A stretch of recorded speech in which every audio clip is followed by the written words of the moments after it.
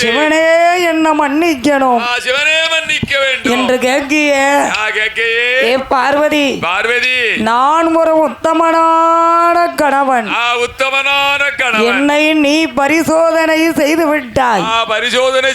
ஆண்டவனை சோதித்ததால், முக்கண்ணனை சோதித்ததால், அடியே பார்வதி இந்த சிவனாரே சோதித்ததால்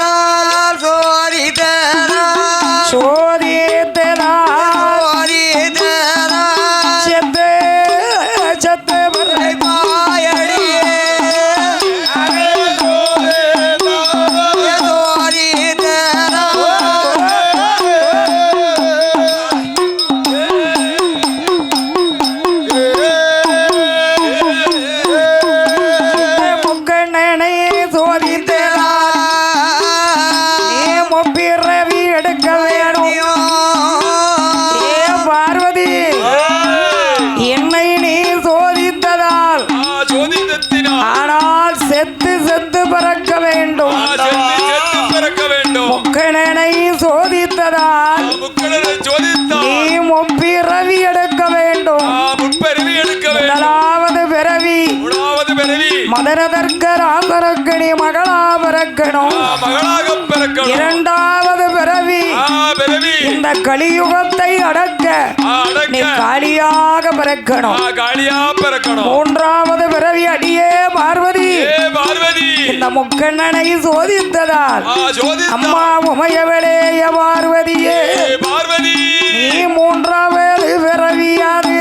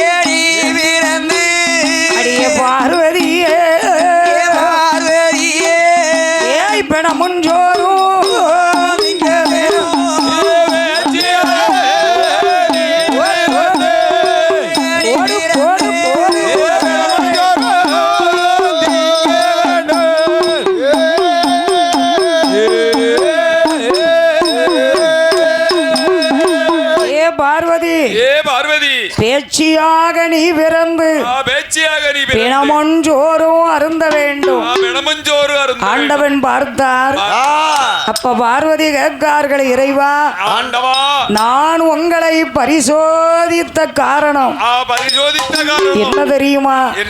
இந்த பொன்னான கையிலை எந்த நேரம் பார்த்தாலும் நான் தன்னந்தனிமையாகவே அமர்ந்திருக்கேன். தன்னந்தனிமையா அமர்ந்திருக்க தளபதி ஆண்டவா ஒத்தையில தானே இருக்க வேண்டி இருக்கு. வழி என்ன பார்வதி? சுவாமி நான் உனக்கு துணை இருக்கேன். மூத்த மகன் பிள்ளையார் இருக்காரு, இளைய மகன் வேலவர் இருக்காரு. இத்தனை பேர் இருக்கும் போது என்னடி உனக்கு கவலை? எத்தனை பேர் இருந்தாலும் ஆண்டவா எனக்கு ஒரு பிள்ளை வேணும். என் பக்கத்திலே இருக்க பாலகன் வேணும். ஆண்டவா எனக்கு என்ன பிள்ளை வேணும்? ஐயா கொஞ்சம் நல்ல விளையாட குழந்தை வர்றான் வேணும். மடியில் வைத்தேதால் ஆட்டே மதல ஒன்னே வேணும். மடியில் வைத்தேதால்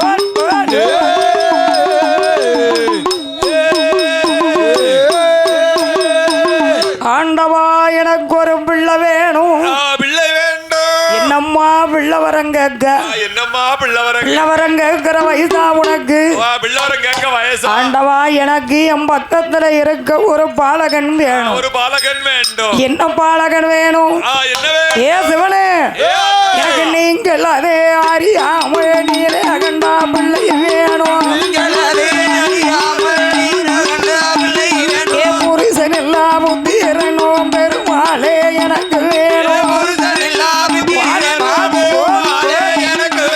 மண்ணையனெல்லாம் அடி குழந்தை மாயவரே எனக்கு வேணும் ஏ கணவனில்லா பிள்ளை அதே கரை கண்டனே எனக்கு வேணும் ஆண்டவன் நீங்கள் அறியாமல்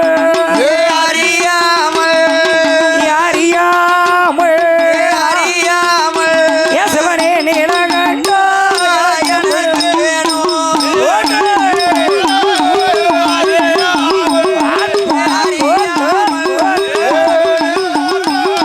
அப்படி போட்டுடா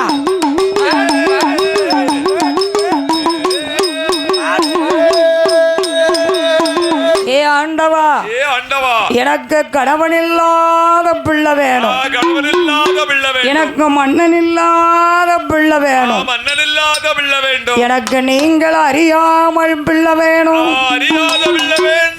பார்வதி கணவன் இல்லாத பிள்ளை காருலகிலே ஏதம்மா மன்னன் இல்லாத பிள்ளை மாநிலத்திலே ஏதடி புருஷன் இல்லாத பிள்ளை பூலோகத்திலே யாது எனக்கு வேணும் சரி உனக்கு வேணும்னா நேர தெப்பத்துல குழி திருநாரிடத்து பூசு கைலாசத்துல வடக்கு கோட்டை வாசலில ஆயிரங்கால் மண்டபத்தில் 1000 திருவிளக்குகள் அணியணியா எரிந்து கொண்டு இருக்கு அந்த அணையா திருவிளக்குல போய் முப்பாணியை ஏந்தி நின்றால் பார்வதி நீ ஒரு குழந்தை கேட்ட உனக்கு 2 குழந்தை பிறக்கும் பார்வதி பார்த்தால் என்ன ஆண்டவன் இத புதுசா சொல்லிக்கிட்டு இருக்காரு விளக்குல போய் நில்லுங்காரு ஒரு காலம் அது உண்மையாக இருக்குமா என்று பார்வதியா தெப்பத்திலே நீராடி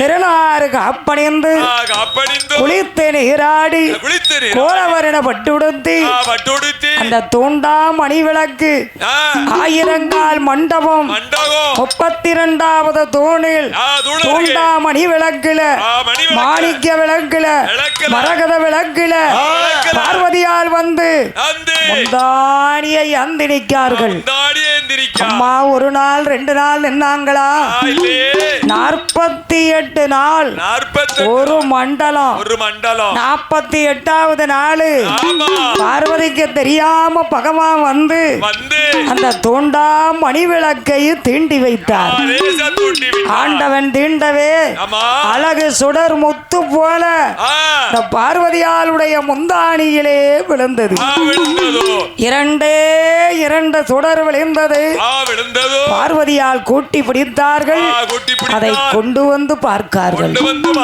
அந்த அழகான பிள்ளையை பார்க்கும் போது பிள்ளை எப்படி இருக்கு அந்த அருமையான பிள்ளையானது ஐயா கையும் இல்லையே ஏ காலும் இல்லையே தூக்கம் இல்லையே மொழியும் இல்லையே முக்கியமான பொருளும் இல்லையே வாயும் இல்லையே வயிறும் இல்லையே அந்த வாய்த்தோரே பாலனுக்கு மீனல்ல குழவி ஓட அங்கோ எங்கோ ஐயா உருளு ஐயா முண்டமா உருளு ஐயா முண்டமா உருளு ஐயா இந்த முத்தானே குழந்தைகள்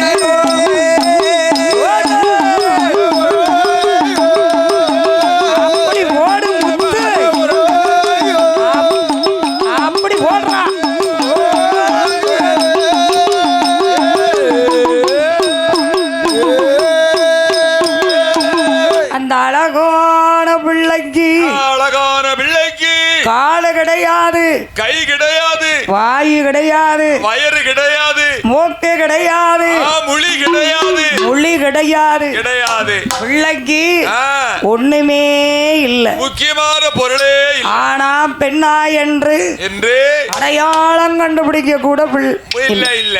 பார்த்தா பார்வதி பார்வதி பிள்ளைய கையில் எடுத்தார்கள். பிள்ளைய கையில் எடுத்தார். ஓட்டமா ஓடி வாரார்கள். ஓடோடி வருகிறார். ஆண்டவனாகிய என் சிவனே, ஆண்டவா, என்ன சோதனை ஆண்டவா இது? இறைவா, நான் உங்களிடத்துல என்ன கேட்டேன்? பிள்ளைதான கேட்டேன். நான் பிள்ளை வரம் கேட்டேன். பகவான் இறைவா, எனக்கு பேய் முண்டத்தை கொடுத்தீரோ?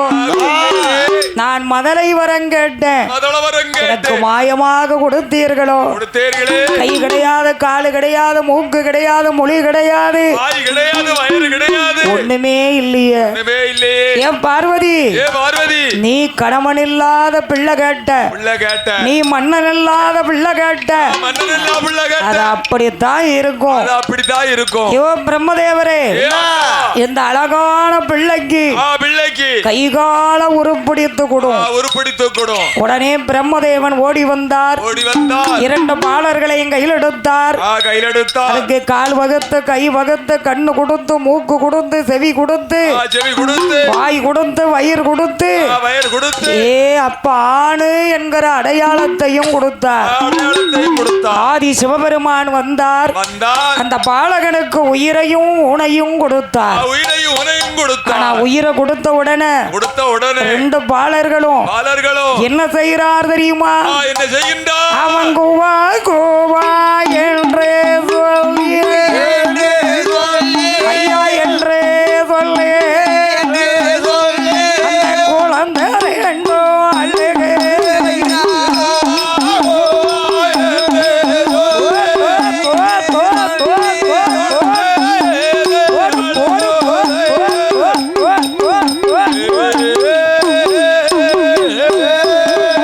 அம்மா அம்மா என்று சொல்லி அழுகுதையா பிள்ளையாது. பாலகன கையிலெடுத்த பார்வதி உமையவேலு அவ வாரி நல்ல கையில் எடுத்தா,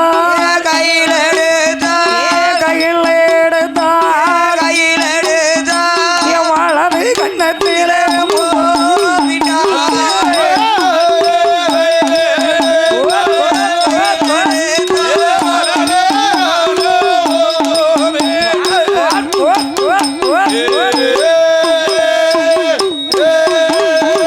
பிள்ளைய கையில் எடுத்தார்கள். பார்வதியால் பாரி கையில் எடுத்தா வலது கண்ல முத்தமிட்டார்கள். ஏந்தி கையில் எடுத்தார்கள். இடது கண்ல முத்தமிட்டார்கள். மார்போட மார்பனைத்து மதிமுகத்த முத்தம் கொடுத்து, என்ன பார்வதி, பிள்ளை அழகாக இருக்கா, அருமையா இருக்கு, மதலை அழகாக இருக்கா, அழகா இருக்கு, குழந்தை உனக்கு நல்லா பிடிச்சிருக்கா, அருமையா பிடிச்சிருக்கு, அழகா இருக்கு ஆண்டவா. பகவானே, என்னுடைய இரண்டு பாலர்களும் ரொம்ப அழகாக இருக்கார்கள். நான் பெற்றெடுத்த பாலகனுக்கு ஆண்டவா, என் அழகான பிள்ளைக்கு ஆண்டவா நீங்க பேர் கொடுக்கணும். பேர் கொடுக்க வேண்டும். பார்வதி, என்ன பேர் கொடுக்க சொல்றிய? என்ன பேர் கொடுக்க? நான் பேர் கொடுத்தா நீ ஏத்துக்கிடுவாயா? சுவாமி, பெற்ற தகப்பன் தான பிள்ளைக்கு பேர் வைக்கணும் ஆண்டவா. பகவானே, என் பிள்ளைக்கு பேர் கொடுங்க.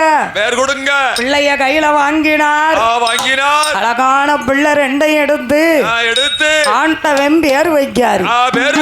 அந்த செல்ல குழந்தைகளுக்கு, அந்த அழகான பாலகனுக்கு என்ன பேர் கொடுத்தார் ஆண்டவன் பரமசிவம்? இரண்டு பாலர்களை எடுத்து ஐயா சுடரதிலேயே பிறந்ததினாலே சுடரதிலே பிறந்ததினா